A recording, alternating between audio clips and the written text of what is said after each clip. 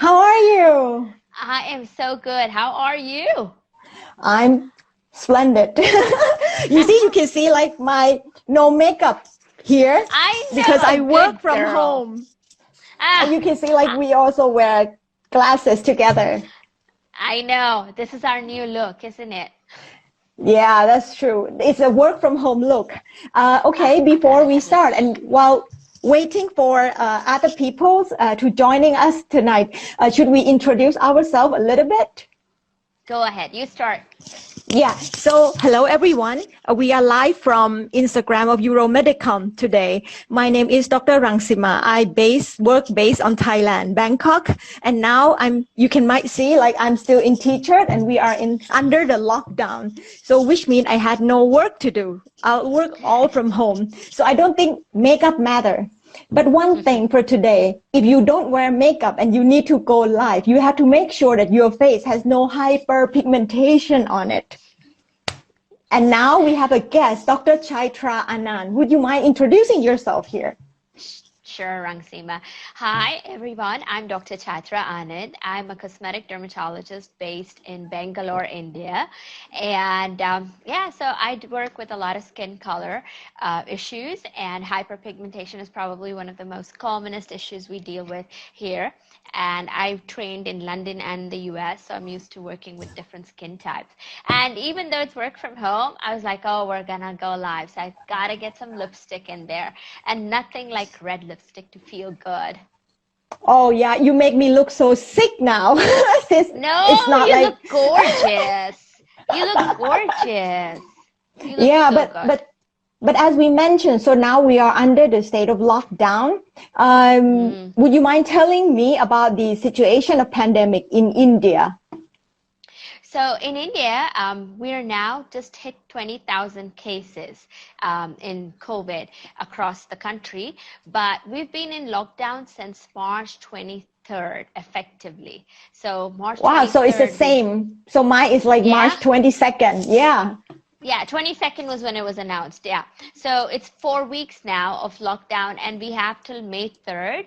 And then, so everything is shut, like completely, if everything. And so we can go back in a phased manner at later date.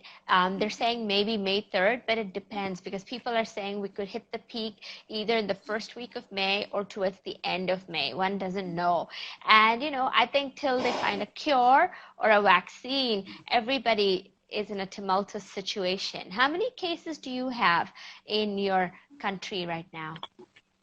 It's 2000 something. So which means like, but today, during this week, a few days, the number of new cases is down to 10 something.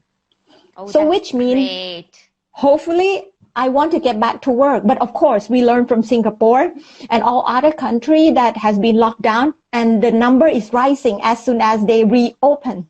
So like as soon as they Exactly. unlock. Yeah. So I'm not sure about the situations. Like, everyone hope to start getting back, like, on lockdown at the 1st May. But I'm Yeah. thinking about like maybe mid-May to the 1st June. That might be. So let's see. They will announce the new policy on this upcoming Saturday. So we'll know. All right. For us, they'll only announce it like on May 1st or May 2nd about how it's going to lift off. And, because India is so big, we're in different regions. So the region where I live, the state itself, even though there's like more than 35 million people here, that state has, as of now, only about 440 cases, even though the Wow. whole country has 20,000. And the city where I live, which is Bangalore, has about 100 cases. So what they're doing is they're really good on tracing all the contacts, the primary, secondary, isolating, and stuff. So the new case numbers are fairly low. There's like about 10 new cases right now from yesterday to today, but they're just waiting and watching. And what they're going to do is probably open up small areas. And so even in the city, they've cordoned off like certain areas in the city where there are cases. Wow. So I think we are still like, since this is so new for us, right? So we are still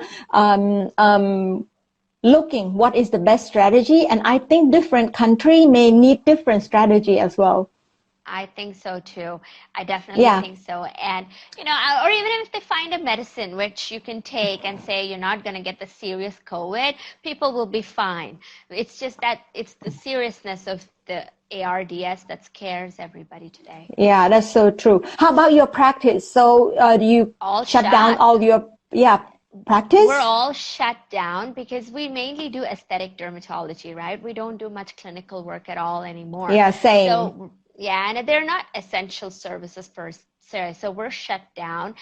There are some skin clinics which are open for about 3 hours a day here, but they're wearing like a full PPE gear and everything and working with it for consults.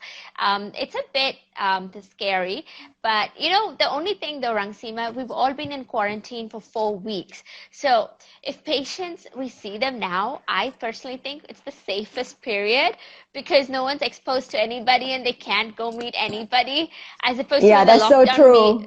Yeah, and when lockdown lifts, everyone's going to meet everybody, and then you don't know what community transmission. Yeah, all right. So let's get to the topic of interest for today about hyperpigmentation. Since we are in Asia and then our skin type is darker, do you think hyperpigmentation is our concern since our skin is already dark? I do think that it is definitely more of a concern because across the world, everybody is talking about being fairer and lighter skin in our side of the country and on our side of the world. On the other side, they want to go get a tan, right?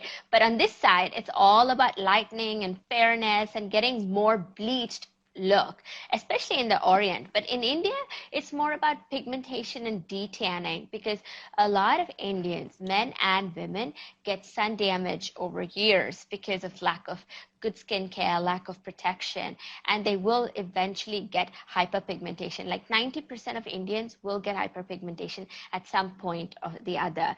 And this could be like the Indian subcontinent. That means India, Bangladesh, Sri Lanka, Pakistan, all of these countries which have similar skin tones, which are skin type 4 to 6. And you know what is the most common hyperpigmented problems that the patient come to see you? Well, melasma is extremely common in women, and we see 2 sets in that. One, early onset melasma around the pregnancy time, or you know, with people who've had hormonal issues or who've taken IVF treatment also. We've seen them, that's the younger set. And then the other one, which is perimenopausal, we see more in that set too. So we see 2 spectrums when we're talking about melasma. But frankly, in India, PDL or pigmentation demarcation lines is extremely common, especially the ones that come in the periorbital and in the perioral area. The F and H types, these are extremely common in India. And the other thing that's common is like a lot of men get lichen pigmentosis. So that LPP is very common. Okay, so mostly the patient who come to see you with pigmentation, is it predominantly female? Does male get pigmentation and will they need some treatment? My mix is I have 70% women and 30% male clientele, so it's a mix and match of both. Male patients tend to be more worried about pigmentation when it tends to come in the temporal area and the forehead. I see. Yeah, and it has a more seborrheic and photosensitive quality to it. Whereas women are, of course, much more concerned about their pigmentation. So even the slightest little change in their skin color can bring them to the doctors at a snap of a finger. And especially people hate the perioral pigmentation and periorbital pigmentation. Most Indians will have periorbital pigmentation. It's very common. Even young girls, as young as 18 and 20, because of structural changes in their face, they get periorbital hyperpigmentation. So it's mainly women, it's melasma, perioral, periorbital, and men, it's mainly PDL and photomelanosis. I see. So when they coming for treatment, what, like, you know, where is the main area that they concern the most, or actually like all over the face? They're concerned wherever the pigmentation is, wherever. right? Even if they see that there's some pigmentation, just a slight spot on the cheek or a slight band on the nose, that bothers them. But if they have a lot of patchy pigmentation, they want everything gone, everything. I see. And then when they come for consultation, what is your first, how we say, what is your first treatment, like first line of treatment? Will you do laser on them, or you do peelings, or you just prescribe topical cream first? So what we do is we do an in-depth analysis to see what's happening. And because, over the years, I've realized pigmentation, one recipe does not fit everybody. So you can't use the same prescription on everybody. And you've got to determine history. So it's a really in-depth history that we take with our hyperpigmentation patients, which goes all the way back to their childhood and how much sun exposure they had, what's their family history like, 2 generations back, if they can get that kind of history, medication history, because in India, Indians, you also use Ayurveda, which is herbal medication. I see. So yeah, so they take a lot of photosensitive medication sometimes. So we need to elicit that history first. And after the history, we do a skin examination. So like a dermoscopy, or actually we use like, it's reveal, can-field imaging. So we use imaging system to pick up the brown spots and the red spots, because now we know that there's a lot of times a vascular component to the hyperpigmentation. So we determine if that is there. And then we actually box out the pigmentation into, is it a structural, is it pigmented only, is it a vascular component, what is the other components in that, and based on that we'll make a treatment plan. And always starts with a home care regimen to condition the skin and an oral antioxidant therapy. Plus in the first session, all we do is maybe just a very mild glycolic acid wash with a pH of 2.5. That's it. And left on for a maximum of 45 seconds. The reason is most people have not treated their skin and it's not conditioned. So if they the skincare, it won't penetrate well. So what we need to do is we need to condition the skin, remove the dead cells so that they get better penetration of the products. That's always my first step. Okay, so we will go over that treatment in details afterwards. What do you think about using sunscreen? Compulsory. You have pigment or you have no pigment. You're going out I mean, in the like, sun, you're staying home. Yeah, so it's like in normal or daily use. Do you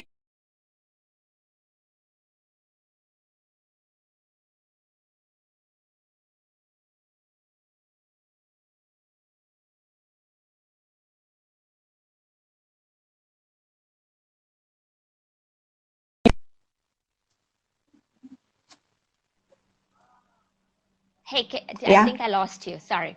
All right. So, okay. What I was saying is that with sunscreen, we tell our patients that you got to apply it 20 minutes before you step out.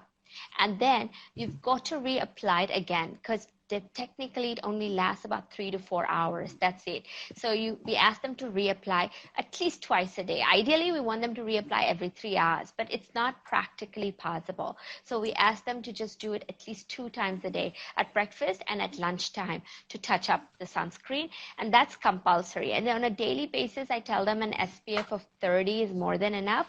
But if they're going to be outdoor and have activities, or even they're going to go walking in the park or a jog, etc., I tell them a SPF 50. And the reason for this is that nobody really uses the recommended amount. The recommended amount is like the hand size, right? You take that and you do that, and you're not going to use 5 ml on that area. You're going to use maybe a 1.5 ml.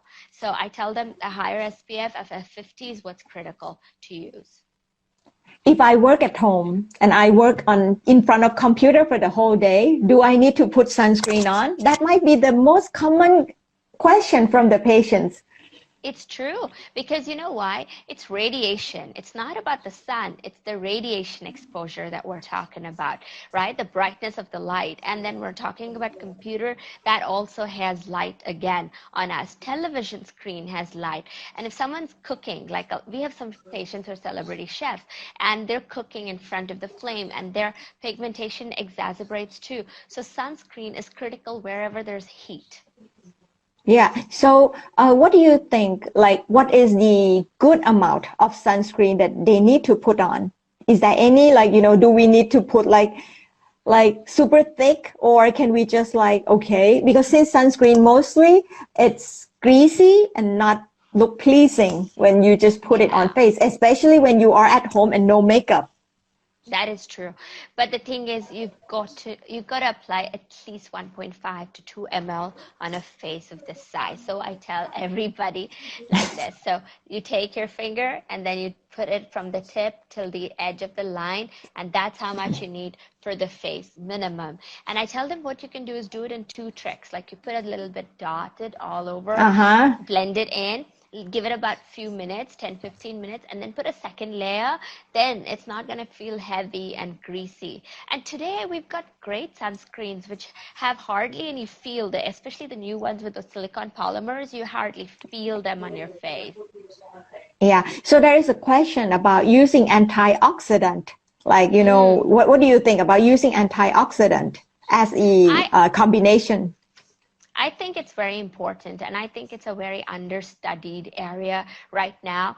I don't think that there's tons of data on it related to hyperpigmentation, but when we look at it, it's free radical damage. So if we're logically thinking about it on floor level, we're dealing with free radical damage because of UV radiation on our skin, right? And how do we prevent free radical damage? We use antioxidants. It's not a treatment, right? Just taking antioxidants is not going to help, but what it can do is it can decrease further exacerbation of the pigmentation and give you a better healing factor, because your skin also needs to heal. So by getting enough of the nutrients and micronutrients and antioxidants, it can help with the healing and prevention, not treatment itself or cure. Actually, I think it might be a good idea. There is a recent like new formulation of sunscreen that mixed with antioxidants, and it So shows we that it's have that. reduced more, yeah, hyperpigmentation as well. So I think everything need to mix and match. Okay, let's go Yeah. back to the first line that what you are mentioned. You mentioned about using topical, using chemical peelings. Can you elaborate what is your most favorite topical cream for hyperpigmentation? It still remains hydroquinone. Okay, so how many percent will you start, or what is the highest percentage of hydroquinone that you will prescribe to the patients? So the thing is, when I'm prepping a patient, I never use just hydroquinone on its own. I always use it with an alpha acid or a beta acid. Like Uh-huh. I'll use it with a lactic acid combination or a glycolic acid combination so that there's penetration of the product. Otherwise, what happens, it tends to sit on the surface more rather than actually penetrate through the barrier. So I use a 2% hydroquinone combined with 5% glycolic acid combined with a 2% kojic acid and niacinamide. That's my go-to combination, which I use for a skin prep program, which patients can safely use without having to worry about ochronosis. But when I have to look at a curative face for about 6 to 8 weeks, I will, if I need to, sometimes use, in our own formulation, the Kligman's formula. I will go to that. But 99% of the time, I avoid Kligman's. The reason is, I think it's a false sense of security, because you use Kligman's, it looks great, but then when you stop, it's going to come back. It's not going to stay away. You need that medication on your skin. So what I do is I use a topical L-ascorbic acid, which is like vitamin C in its purest form. So I use a L-ascorbic topical serum combined with a sunscreen, and in the night I give them the 2% hydroquinone with a niacinamide. So it's very important to get that anti-inflammatory, to get a skin barrier penetration, and to get a lightening agent in there. Now, there are certain patients who don't use hydroquinone. In them, I use a combination of licorice, alpha-arbutin, sometimes azelaic acid, and kojic acid. These are my other four. And recently, in the last year, I've been using some amount of resorcinol with good results, but it can be irritating to the patient. So I'm more cautious with resorcinol. Yeah. How about chemical peels? What is the starting like solution and percentage? The first one is always like a 20%, extremely basic, because they've come in unprepared skin, unconditioned, we don't know what's going on, and then they may not have even used any moisturizer or any sunscreen for many years, and you're trying to get them onto this. So I do just a 20%, 2.5 pH glycolic acid. But the next time, I tend to do a series of them, about 3 to 5 sessions, during which I increase the concentration of the glycolic acid, so 35 to 50% maximum. So the highest pH would be 1.8. That's the maximum in a glycolic acid. Then I combine, once the skin is prepared, which is for me 4 to 6 weeks of skincare treatment before going on to the flake off peels. Then I do the flake off peels where your skin actually flakes off. So I use like retinol based peels that I use. You know, you have those synthetic designer peels now, which use different acids, and then they have skin lightening products in there, and sometimes they have those skin lightening pots that you use combined with it. So I use that quite a lot in my practice. Only after I finished all of this, then do I move to the laser. I see. And then do you take any oral medication alongside, like, you know, oral antioxidant, or some doctors believe in using tranexamic acid? Can you give me comment on that? So we did a lot of local tranexamic injections in the past, right? And actually, it was one of the doctors from Thailand, Dr. Nivat, I remember, who really talked about it and stuff, and I remember doing that. But we got a lot of PIH too, and sometimes it inflamed the pigmentation. So we switched over to oral tranexamic acid. So if we find that there is a vascular component to the melasma, and we were able to see erythema and redness and elicit that history of redness on exposure to the sun or radiation, we always give them oral tranexamic acid, 500 milligrams once a day for at least minimum 3 months, and then slowly titrate the dose over the next 3 months. But we always realize we have to put them on a maintenance. So it's 1 month on, 2 months off, 1 month on, 2 months off to maintain that, right? But also orally, the other antioxidants we use alpha lipoic acid, very commonly. We use vitamin C, we use pine bark extract, and that's shown to have a lot of great effects with the sun and the radiation and stuff like that. We also use like glutathione sometimes in our patients for antioxidant, but I don't know if you want to talk about it. And then we use vitamin C, D, E, and all the micro minerals which are required for the skin healing, because we know that calcium, vitamin D, zinc are critical for skin healing and repair. So we use all of this as a combination with our oral medication. Yeah. So do you see any complication from oral medications in patients? So far, we haven't seen any complications with the antioxidants, but with oral tranexamic acid, we in the start we used to do a BT-CT just to check, because way back 3 years ago we didn't know too much about oral tranexamic acid, and it was more anecdotal usage. But we found that we've not had any problems with PTT or a BT-CT recently, and we've not had to take patients off for any adverse events. So there is have you? Yeah, there is one question from the audience that, like, the dose of tranexamic acid, so Chytra said is 500 milligram per day. So, you know, in Thailand, since you already mentioned, like, you know, using of tranexamic acid is actually from Thailand or in Asia. For us, we used to prescribe up to 1 gram. So it's like 500 milligram capsules twice a day. Yeah, but of course, as I tell you, and as we discussed, we prescribe 2 months on and off, because, like, you know, since we don't want to risk the patient with the coagulopathy or like bleeding disorder, because that can be the complication that we see from taking too much of the high dose or too long of tranexamic acid as well. Yeah, so mostly we recommend not using over 6 month period of time. Yeah, so we do 3 months and then we titrate them down, and then what we do is we do for maintenance, because if we take them off oral tranexamic completely, the pigmentation reoccurs again. So what we do is 2 months off and then 1 month on. So that helps Yeah, that's good trick. So let's move on next to the energy-based device. I know that a lot of people are using it.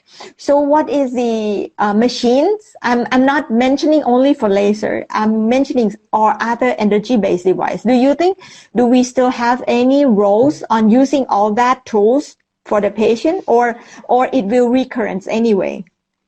What is There's your going to be plan? recurrence, but for long-term maintenance, I have personally used a lot of Q-switched and Diag laser, Okay. and that has given us great results. I mean, we have a fabulous, I don't write data like you do. I should get into writing papers and publishing. I have so much data sitting in my computers, but the thing is, we have a great case study that we did for one of these companies, and the Q-switch laser, it's not curative. Okay, it's not going to take away that melasma or any of that pigmentation, but what it'll do is it'll break it up so that it's easier for us to control it, and it's great for maintenance. So I never use, before in the middle, I've done that where, I think about 4-5 years ago, everybody's go-to was energy-based devices. And I also jumped on that bandwagon, and then I realized that I was not happy with the results I was seeing. So I went back to my PLs, and then after I've achieved a decent amount of results and then we've stagnated, that's when I moved them to an energy-based device, but a minimum of 6-week gap between the procedures. I don't do them 2 weeks, 3 weeks, 4 weeks. I give that 6 weeks gap, or if they're happy with the results, I put them on a quarterly maintenance with the laser, and that's helped me prevent recurrence. I see. Have you ever used the low fluence Q-switch and Diag? That's very popular.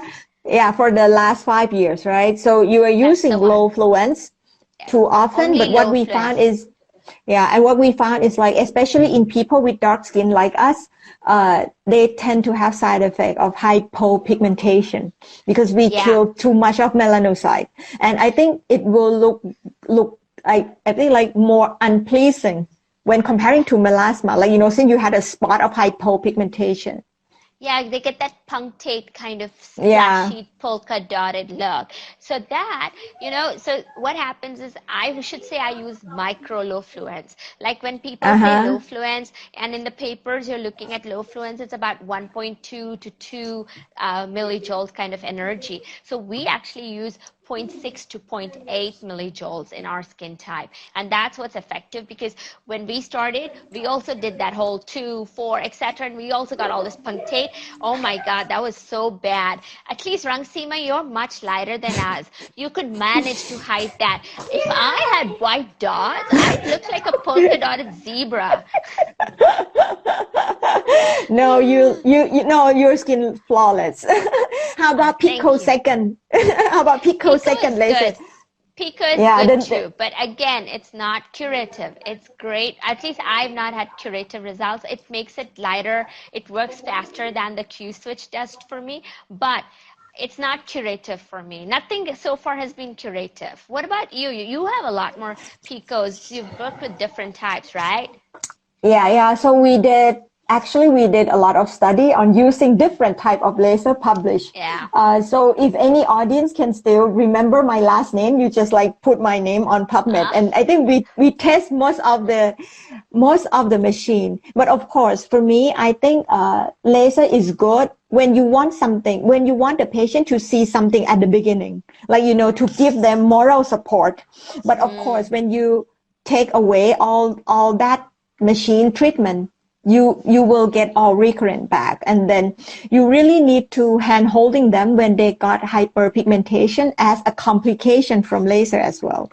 So I think, you can have it, but again, not curative. I think anybody who can cure melasma deserves Nobel Prize.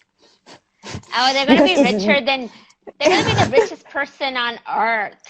Or That's in so the true. In the universe. That and baldness. I think if you could get rid of baldness and melasma, you'll be like the richest person ever. That's so true. One day we may. One day. Why not? Why not? How about using pulse dye laser or vascular specific laser for vascular component of melasma? Yeah. So we use the long pulse Nd:YAG. That's much safer for us than the pulse dye. So I don't use pulse dye at all, honestly, in my practice. We use the long pulse Nd:YAG. So what we do is we'll do the long pulse Nd:YAG first, and then we'll do the Q switch or the Pico on top of it. So we use the double layer. There are some times when I actually go back and I use a intense pulse light device also on a vascular mode, and that's also helped me as a combination, not as a standalone but as a combination. And if it's not melasma, but if it's the other types of pigmentation like PDL, the pigmentation demarcation line, the seborrheic, or even with LPP, I found that using a fractionated laser, like a fractional erbium glass laser at a 1540 1550 spectrum combined with a Q switch has been effective for me. Very, very good.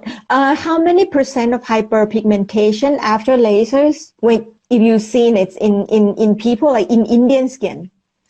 Are you talking about post-inflammatory hyperpigmentation? Yeah, PIH, yes, Yeah. post-inflammatory hyperpigmentation. When we first started, I would say about 40% because we were using the fluences recommended by the companies, and that was giving us either the punctate hypo or the hyperpigment. But now we're down to about less than 5%. Wow, so that is very, very good, right? Yeah. With the super low fluence, Yes. like you said, Yes. like 0 point something, micro low. Yeah, micro low fluences. The reason is we only use between 0.6 to 0.8 normally. Maximum we will go is up to 1 millijoules on a skin type 4, but skin type 5 and 6 is all 0.6 to 0.8 only, and it's that feathering technique that we keep doing this way. Yeah, and how often you treat the patients, like every 2 weeks or every week or every month? 6 weeks. Oh, wow. Yeah. We found that when we were doing the other schedule of doing it very often and very frequently, the chances of PIH was much more. The skin didn't have enough time for reducing the inflammation and recovery. So we found that when we extended the time, anytime about 4 weeks to 6 weeks, we didn't see much PIH in our private practices. Okay, then the million-dollar question is, what is your success rate of treating hyperpigmentation in dark skin patients?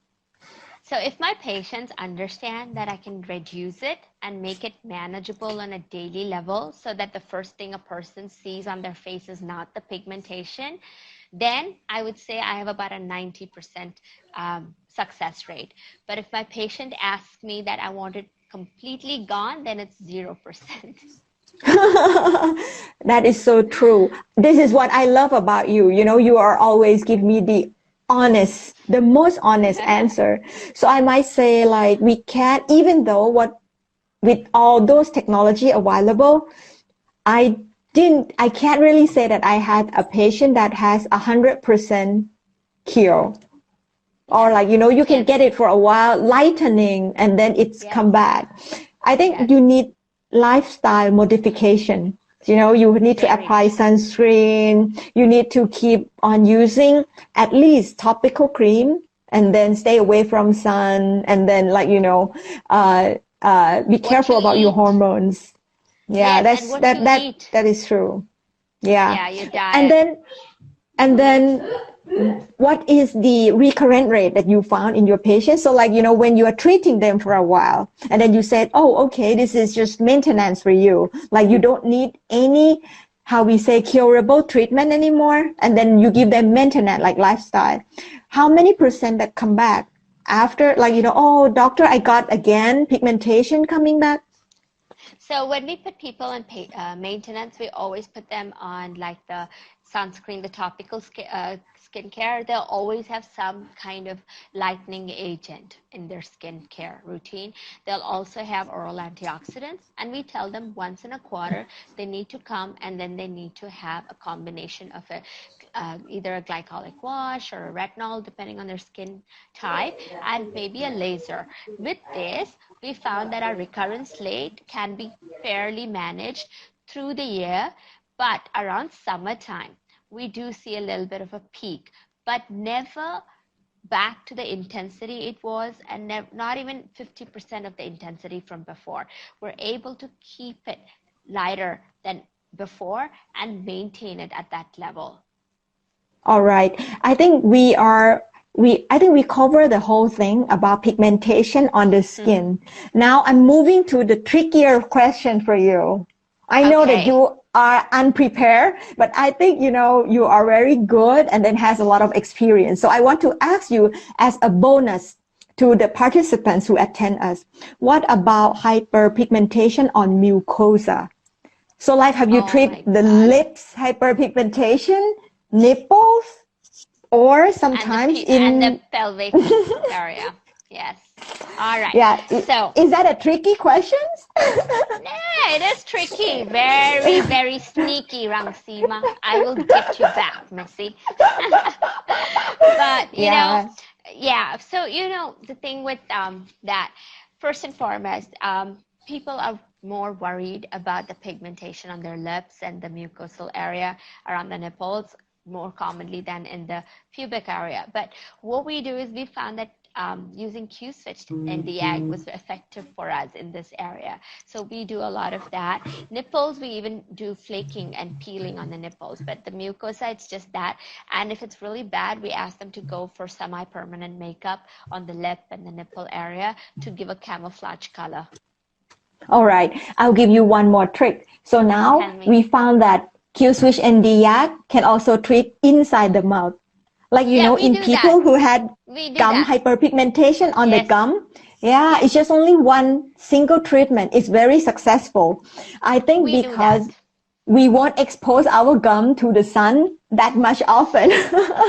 So hyperpigmentation tend to go away, like almost permanent, what I think. So I think that might be the tricks that, you know, some of the audience who might not like, you know, think about this kind of indication, you should try it. I think it's very successful. Shai, can you just share us the parameter you are using on the lips of the lasers? You're using like super low, micro low?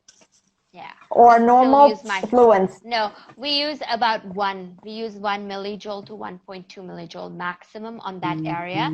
And then if they need a further session, at that time, we'll go a little higher. For some reason, Indian mucosa can take more than the Indian skin. Wow. Yeah, I think that might be because we have less pigment. Like, you know, normally this has no melanocytes, so it's easier to treat on less melanocyte skin.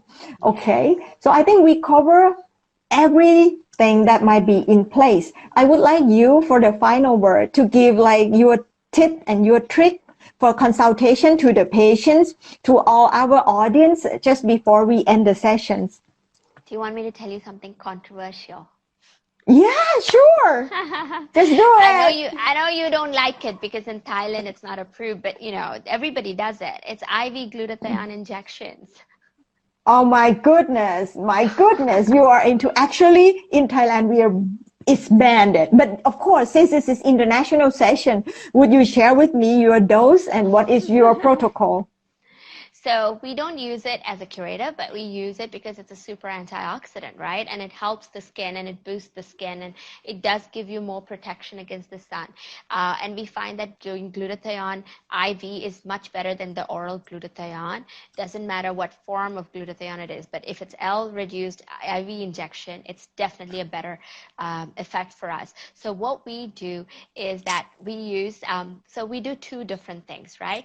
We use one as just a prep dose and a maintenance dose, which is 1200 milligrams of glutathione with 1 gram of vitamin C, which is given as a slow IV bolus.